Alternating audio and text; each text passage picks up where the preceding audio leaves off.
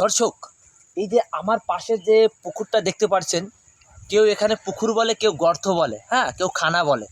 তা আপনারা বিশ্বাস করবেন না যে এই যে এইটুক খানার ভিতরে বলে 400-500 কেজি ওজনের পাঙ্গাস মাছ, এটাকে বিশ্বাস করা যায়? তা আজকে বিশ্বাস করার জন্যই মূলত আমি এখানে এসেছি।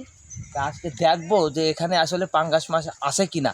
এখানে বলে যে বিভিন্ন যে কলার পাতা ঘাস ফেলালি পাঙ্গাস মাছটা উপরে উঠে আসে। তা আমি এখন যাচ্ছি যে এই পাঙ্গাস মাছ আপনাকে দেখানো যায় কিনা। বিভিন্ন লোক কলম এই মাছ দেখতে আসে, এখন আর সকালবেলা এখানে এখনো কেউ নাই। দর্শক, এই যে যে গর্ত, এখন এখানে মনে করেন যে যে কোনো কিছু দিতে হবে, না দিলে মাছ আসবে না। তা আমি যাই হোক একটা কলার পাতা ছিঁড়ি, দেখি কলার পাতা ছিঁড়ে নিয়ে আসি।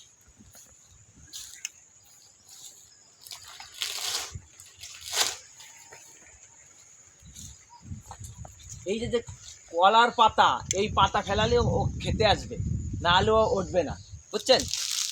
একে ভালো মতো শক্ত করে দিতে হবে যাতে ও ওঠে। হ্যাঁ, দেখুন আপনি, ওই যে এখনই উঠবে নি।